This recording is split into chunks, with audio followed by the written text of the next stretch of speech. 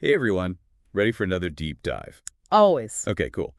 So today we're looking at the AI Daily News Digest from February 4th, 2025. Lots to cover there. Oh yeah, this was packed. We've got OpenAI making some big moves and a potential shakeup in the world of AI hardware, I've really seen that. plus some really interesting breakthroughs in AI reasoning. Should be fun. Okay, so let's jump right in. OpenAI first. Mm. They've been busy, right? They just released this thing called O3 Mini. Yeah, the O3 Mini. Pretty big deal, right? Yeah. It's the first time the full O3 model's available publicly. Right. And along with that, they've launched a deep research agent. Oh, yeah, I saw that. This agent actually uses that O3 model. It's basically designed to be an autonomous researcher. So it can, like, browse the web and things. Exactly.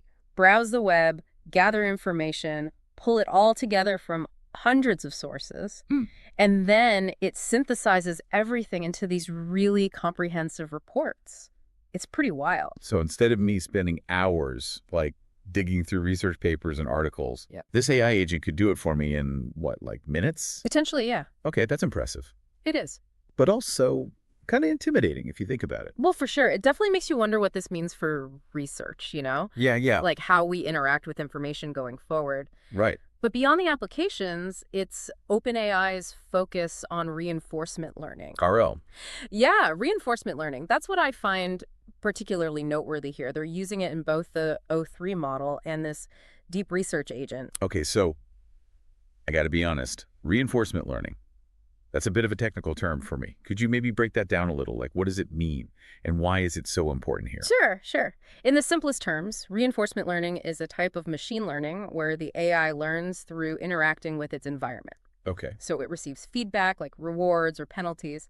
And this feedback helps the model to adjust its behavior, to get better over time. So it's kind of like training a dog with treats and praise. Exactly. You got it. Cool. Okay, so OpenAI is essentially using RL to train its models to become better at making decisions, problem solving. Exactly. You're getting it. And that's super important for developing AI systems that can operate more on their own. Autonomously. Yeah. More autonomously and effectively in complex real-world scenarios. Gotcha. Okay, that makes a lot of sense. I also feel like OpenAI is trying to be more transparent with, like, their development process now. There was that AMA recently with Sam Altman and some other key people at OpenAI. Right. They were answering all these questions, talking about their safety protocols. They even admitted some of the challenges they're facing. It's a nice change, I think. I think so, too. Transparency is definitely becoming more important in the AI world, especially with, how much potential impact these technologies have. OpenAI being more open, it could be a response to the growing interest in AI development. Yeah, and some of the concerns people have about it, too. Absolutely. Okay, so speaking of transparency, there's another development in the news that's generating a lot of buzz, the S1 technique. Oh, yeah, the S1 technique. This one's interesting. Right, it's like this whole new approach to training AI models. And it kind of challenges that idea that bigger data sets are always better. It really does, because S1 says you can get comparable performance to those huge models, but with way less data. So instead of using millions or billions of examples, it focuses on like a smaller, higher quality set. Yeah, a smaller set of very carefully curated data. It's fascinating. So it's like saying, hey, you don't have to read every book in a library. You can become an expert by just like studying a few key texts really well. Yeah, that's a great way to put it. And what makes it even more compelling is this budget forcing thing they use during testing. Budget forcing. Okay, I'm going to need you to explain that one. What is that? Okay, so basically they give the AI model a limited budget. A budget. Yeah. A limited amount of computational resources it can use during testing. So it has to be more efficient, more selective with how it uses information. So it's kind of like giving the AI a deadline. Yeah, like a deadline. And a limited amount of energy to solve a problem. Yeah. It has to figure out the best way to do it. That's so cool. Do you think this S1 technique could make AI development more accessible? Like for smaller teams, maybe organizations that don't have the resources to gather those massive data sets? It's definitely possible. S1 could really level the playing field in AI research, allow for more diverse perspectives and approaches. That would be amazing. Now, all this talk about models and techniques makes me wonder about the hardware side of things. What are we seeing in terms of AI hardware advancements? Oh man, there's a potential paradigm shift on the horizon. Right now, we mostly use GPUs to train and run AI models. GPUs. Right, those specialized processors designed for graphics processing. But we're starting to see a move towards more CPU-centric AI processing, Oh. specifically using these AMD EPYC processors. So instead of relying just on GPUs, which can be super expensive and use a lot of energy, Yeah. we might see a shift towards CPUs, which are more common and like potentially better for the environment. That's pretty huge, right? In terms of accessibility and sustainability. Yeah, it is. It's a big deal. And this shift could actually be sped up by some recent stuff happening in the global supply chain. Hmm. There are reports that Foxconn, that big electronics manufacturer, is now shipping those GB200 orders to the U.S. from Mexico Oh, wow. instead of from Canada Yeah. because of some planned tariffs. This could really affect how many GPUs are available and how much they cost. So CPU-based solutions are going to look even better. Wow. It seems that the AI landscape is changing constantly. Like all these advancements and disruptions all the time. It's hard to keep up. I know, it really is. That's why we do this, right? Yeah. To try and stay informed, have these conversations. The more we understand these different factors, the better we can navigate all this. Totally. And speaking of navigating the AI landscape, there's this big event coming up that everyone's talking about, the AI Engineer Summit, Oh, yeah, the summit. bringing together some of the top minds in AI engineering to talk about all the latest trends. Yeah, the challenges, the opportunities, all of it. It's cool, right? It shows how the AI community is really trying to come together, sharing knowledge, working together to shape the future. It's also a good reminder that behind all the algorithms and the hardware, there are real people, human engineers, who are driving all of this. For sure. It's their creativity and like their ethical considerations that are going to determine how we use AI to hopefully benefit everyone. Couldn't have said it better myself. And on that note, there's one more thing I think we should discuss. Anthropic's work on these constitutional classifiers. Okay, yeah. Constitutional classifiers. Let's unpack that. What are those and why are they important? So Anthropic is developing these classifiers to fight against universal jailbreaks. Jailbreaks. Wait, like breaking AI out of some kind of like prison? Not exactly, but I get the analogy. Think of it more like finding ways to bypass the safety protocols that are built into an AI system. Ah, okay. So it's about stopping people from manipulating AI to do bad things, even though it's not supposed to. Exactly. These universal jailbreaks are tricks that can be used to make AI models create harmful or inappropriate content, even if they're designed with safety guidelines in mind. Anthropic's constitutional classifiers are an attempt to create a stronger defense, something that's harder to break through. So like giving AI a moral compass to make sure it stays on the right track. I like that. It's an interesting way to think about it. And it ties into that larger conversation we keep having about AI and ethics. We're creating these incredibly powerful tools. And with that comes a responsibility to make sure they're used for good. For sure. Speaking of powerful tools, one of the things that really stood out to me was this development called reasoning augmented generation. Re. It sounds kind of complicated, but it seems like it has the potential to make AI way better at reasoning. It really does.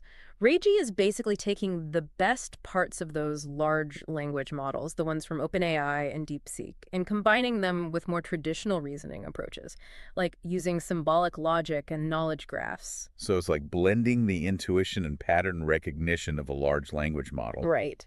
with the logic and structure of a regular computer program. Exactly. And the results they're getting are really impressive. Reiji seems to be great at tasks that need complex reasoning, solving math problems, answering logic puzzles, even writing different types of creative text like poems and code. That's amazing. It feels like we're really close to a major leap forward in how AI can reason and understand the world. Makes you wonder, where is all this going? What's going to happen in the long run? That's the million-dollar question, the question everyone's asking. And one thing that always comes up is the intelligence takeoff hypothesis. Oh, yeah. I've heard that term, but I'm not sure I really understand it. Can you explain? Sure. The intelligence takeoff basically suggests that at some point, AI could become smarter than humans. And then, because it's so smart, it could just rapidly advance itself, Whoa. leading to some crazy, probably unpredictable changes in society. I mean, that's kind of exciting, but also kind of scary, right? It's like something out of a sci-fi movie. It is, and there are a lot of different opinions on it. Some people think it's a real possibility. Others think it's very unlikely. So it's more of a thought experiment at this point. Something to keep in mind as AI keeps getting more sophisticated. Right. A reminder that we're playing with some really powerful stuff here. Yeah. Okay. Before we get too lost in all that, let's talk about the tools AI engineers are using. One that seems really useful is the Clarity Library, especially for anyone working with language models. Oh, Clarity is a great tool. It's open source and lets you analyze the entropy of what the language model creates. Entropy. Okay, got to be honest, another term I'm not totally familiar with. Yeah. What does that mean when we're talking about language models? Think of it like this. Entropy is a measure of randomness, or how unpredictable something is. So in language models, it can tell you how creative or surprising the output is.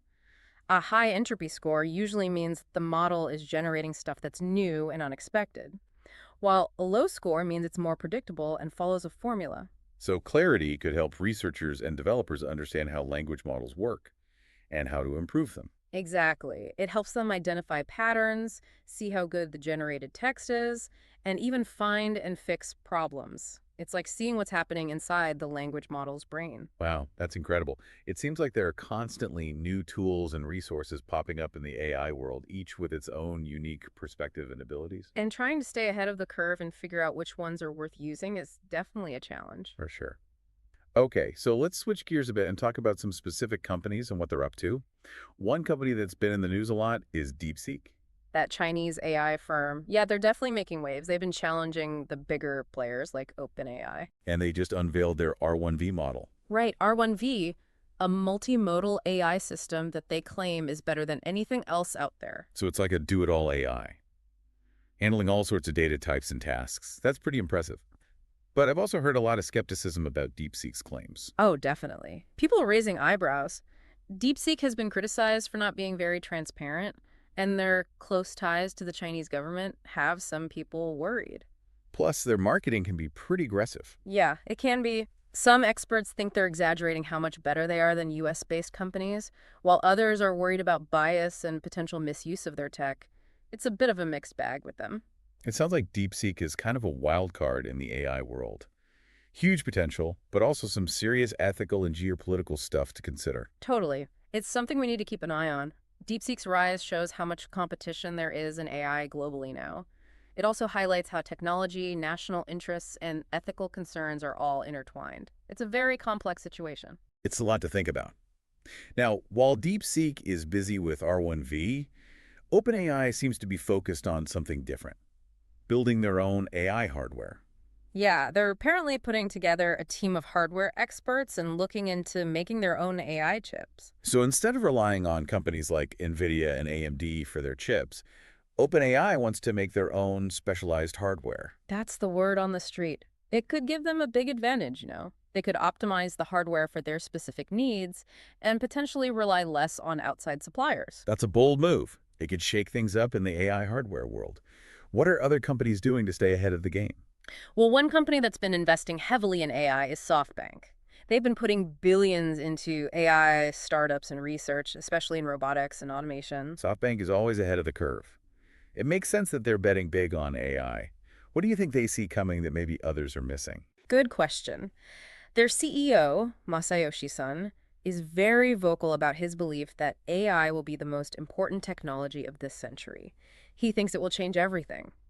His investments suggest he sees AI as the key to future growth and innovation. It's such a fascinating time to be following all this. With breakthroughs happening all the time, who knows what the future holds? I know, right? It's a wild ride. The AI revolution is still in its early stages, and we're just starting to see what it can do. I think we're in for a lot more groundbreaking advancements, ethical dilemmas, and massive changes in how society works. It's going to be a lot to unpack, that's for sure. You said it. Now, what stood out to you the most from all of this?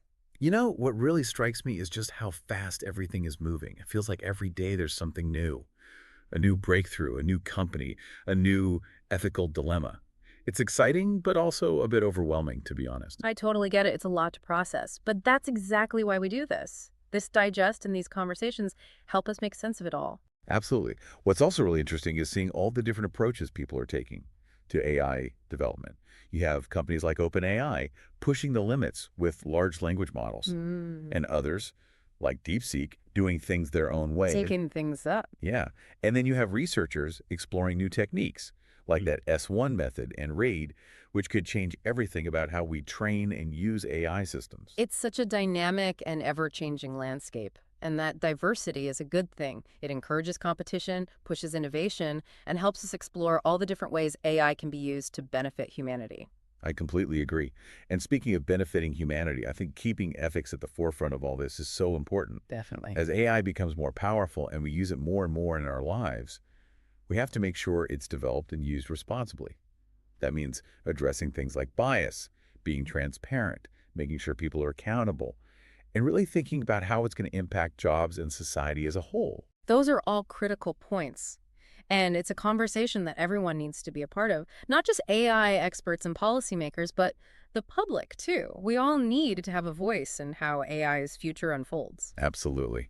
Okay, before we wrap up this part of our deep dive, I want to go back to that intelligence takeoff scenario. Oh, yeah, the big one. It always gets me thinking, but it also makes me a little nervous.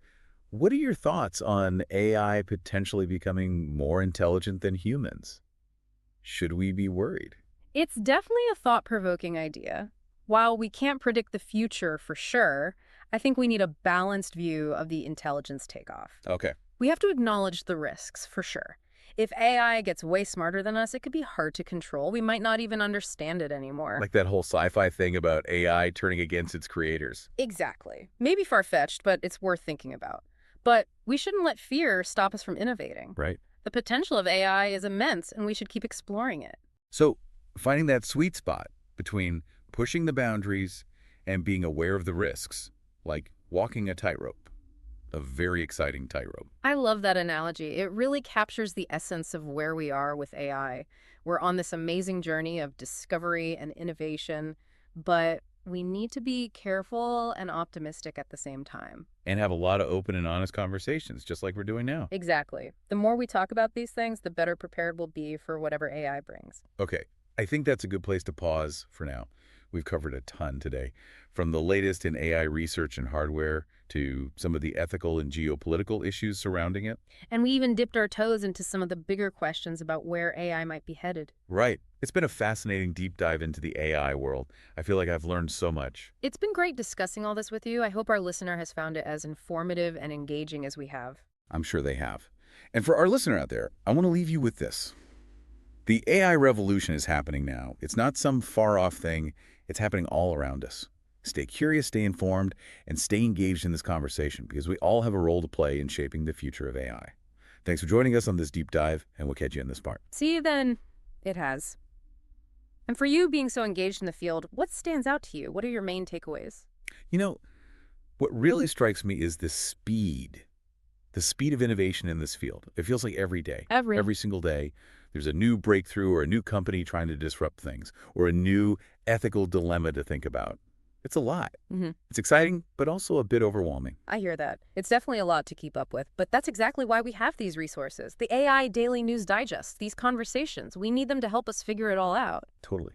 Yeah. And I think it's fascinating to see the different ways people are approaching AI development. You have companies like OpenAI pushing the boundaries of what's possible with those large language models. Then you have DeepSeek. They're kind of challenging how things have always been done with their methods and their ambitions. And then researchers exploring these totally new techniques like the S1 method and RAGE. They could change how we train and interact with AI completely. It's such a dynamic landscape for sure, constantly evolving. And I think having that diversity is a really good thing. It keeps the competition going, encourages everyone to keep innovating, and helps us see all the different ways AI can be used to help humanity. I agree with that. And when we talk about benefiting humanity, we have to keep ethics at the forefront of all this. Yeah. As AI gets more powerful and becomes more a part of our lives, we have to make sure it's being developed and used responsibly. Absolutely. 100%. So we need to address issues like bias in these systems and make sure everything is transparent, that people are accountable for what they're creating. And we really need to consider the impact it's going to have on jobs and society as a whole. All crucial points. And this isn't a conversation just for AI experts and policymakers. This involves everyone. The public needs to be a part of it too. We're all going to be impacted by the rise of AI, so we should all have a say in how it shapes our future. Well said. Okay, before we wrap things up, I want to circle back to something we talked about earlier, the intelligence takeoff scenario. Ah, yes, the Yeah. big one. The Yeah. one that really gets people thinking. It always gets my imagination going. Yeah. But it also makes me a little nervous. What do you think about the possibility of AI actually surpassing human intelligence? Is this something we should be genuinely worried about? It's a really thought-provoking concept, and while we can't say for sure what's going to happen, I think it's important to have a balanced perspective when we talk about the intelligence takeoff. Okay, so what does a balanced perspective look like? Well, on one hand, we need to acknowledge the risks involved. If AI becomes significantly more intelligent than us, it could become difficult to control. We might not even understand it anymore. Like that classic sci-fi trope, Mm. the AI turning against its creators. Exactly. It might sound far-fetched, but it's definitely something we need to consider. But on the other hand, we shouldn't let fear hold us back. We shouldn't be afraid to innovate. Right, there has to be a balance. The potential benefits of AI are huge, and we shouldn't shy away from exploring them. So it's about finding that middle ground, Yeah. pushing the limits while still being aware of the risks. Yeah. Kind of like walking a tightrope, but a really exciting one. I love that analogy. It perfectly captures where we are right now with AI. It's this amazing journey of discovery and innovation, but we need to be both cautious and optimistic. And we need to keep having these open and honest conversations about it, like what we're doing right now. Absolutely. The more we talk about these things, the more prepared we'll be for whatever AI throws our way. Okay, I think it's time to wrap up this part of the deep dive. We've covered so much ground today, from the latest developments in AI research and hardware to some of the ethical and geopolitical questions surrounding it.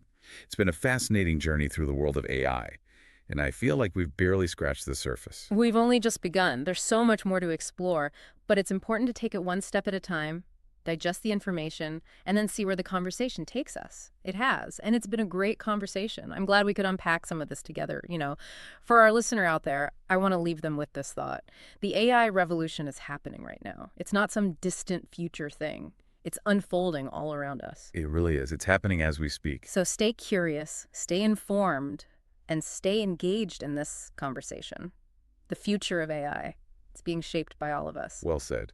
And on that note, I think it's time to wrap up this deep dive into the world of AI. It has been a fascinating journey, that's for sure. Full of breakthroughs, new challenges, ethical questions. We've covered a lot of ground. We have. And I hope our listener has found it as informative and thought-provoking as we have. I'm sure they have. So to everyone listening out there, thanks for joining us on this deep dive. Until next time, keep exploring the amazing world of AI.